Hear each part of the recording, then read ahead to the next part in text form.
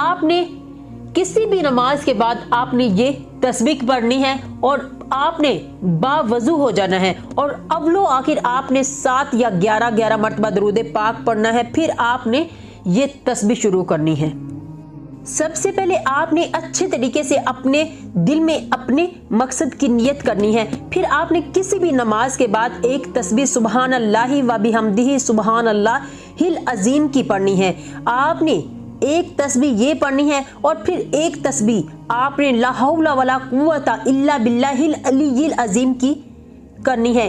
इंशाअल्लाह अज़्ज़ व जल नबी करीम सल्लल्लाहु अलैहि वसल्लम ने अल्लाह ताला की खुशनुदी रज़ामंदी के हसूल आखिरत की अब्दी दायमी नेमत पाने, जन्नत में बुलंद दर्जात हासिल करने और कम वक्त में ज्यादा सवाब हासिल करने के लिए मुख्तलिफ अमाल व अज़कार बयान फरमाए हैं और उन्हीं में से ये एक तस्बीह है। अल्लाह पाक उस बंदे की तमाम